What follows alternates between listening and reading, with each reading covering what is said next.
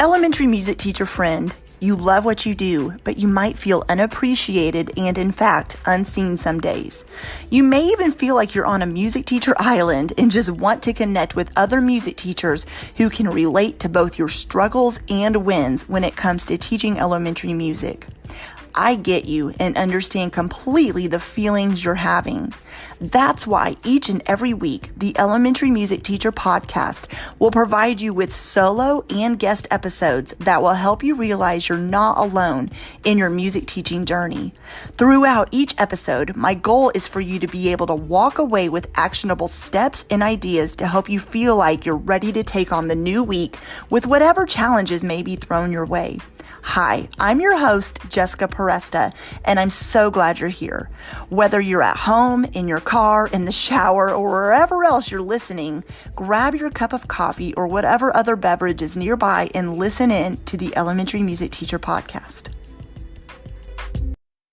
I'm Rachel Johnson, co-host of the EduGals podcast, a part of the Education Podcast Network, just like the show you're listening to now. Shows on the network are individually owned, and opinions expressed may not reflect others. Find other interesting education podcasts at edupodcastnetwork.com. Hi there. I hope you are having an amazing December. And at this point, you may or may not be on winter break. And I wanted to just come on here with a super quick episode that is all about why you should take a break and not think about school. First of all, I know you don't need permission from me to do that, but I wanted to just do a short and sweet episode because I know for myself, I have a hard time taking a break sometimes, and I have a hard time turning off my work brain. And it feels like sometimes when I'm relaxing, I could be doing something else. But I have gotten better about literally, I don't know how else to say it, but forcing myself to rest. When I have a break built into the school year, I really go out of my way to make sure I am not working when I don't need to. So here are some things I want to remind you about as you are either on winter break or about to be, that I want you to truly do during the next week or 2 weeks. First of all, enjoy your free time. This looks differently for everyone. How do you define free time? What is that really? Well, free time for me is time that I spend time with my children, time that I catch up on maybe house projects I haven't gotten to do. To be honest, free time also looks like maybe, I don't know, like planning our Christmas dinner or playing with my dogs or going somewhere in the community. There's all kinds of events going on in the month of December. Free time also looks like me just plopping down in front of the TV and watching a good cheesy Hallmark Christmas movie. I also love to work on puzzles. Sometimes my children will join me, and other times they get frustrated. But I am that weird human that loves to dump out a puzzle, and I'll leave it and come back to it, come back to it, especially those days that are really, really cold and we don't want to leave the house. I love to read, but I honestly don't have a lot of time. So on winter break, what a better time to read than then? So that sentence was weird, but you know what I mean? I love to find a book, and my goal maybe, I don't think I'd finish it, but maybe I will over winter break. My goal is to finish a book. Now, I love to read business books. I love to read music education books. For a while, all I was reading was grad school books, but right now I'm trying to just find some books to read for fun. And fiction ones. And so I love to just carve out some time to read when I can. So what does free time look for you? I won't go into every single little bitty thing about how I enjoy free time, but what does it look like for you? And how can you enjoy free time?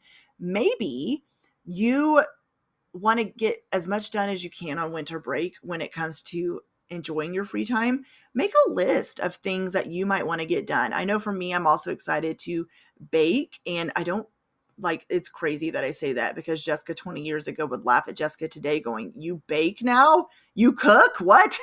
But seriously, finding some different Christmas cookie recipes or things like that. Maybe you want to make a list of what you might want to bake, or what movies you want to watch, or books to read, or puzzles, or whatever else that you enjoy doing. Make a list of it and really make time to do those things over your winter break. So other than that, free time, I want to talk about not thinking about school. How do you not think about school? One thing that really works for me is I know there's things I want to prepare before I go back in January, but instead of it constantly replaying like, a song on repeat in my brain, I circle on my calendar the day I say, this is the day I'm going to allow you a couple hours to work. That way I know that that's a goal, is this is happening here. And when it's circled, or maybe not circled, but on my Google Calendar, it's typed in, I know that that's a day that if I've put it there, that's when it's happening. So that way it frees it out of my brain instead of going, oh my gosh, I need to do this and this and this. No, it's happening on that date. That's when work's happening. I have also communicated, I've talked to you about on this podcast, I have a team of 3 working for me in my business now, and I communicate with them as well. I've literally penciled off time for our entire team, and I said, don't work this week.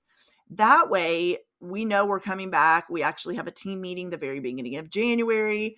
My school, I have so many projects to get done and things like that. But circle on your calendar when you want to work again, and then don't think about it until that date. I also, if you're anything like me, and maybe you're like, Jessica, I don't struggle with relaxing. I don't struggle with free time at all. But I know for me, there's always something else that could get done. I'm not just talking about work, but at home as well. And I have to literally let go of guilt of what I could be doing.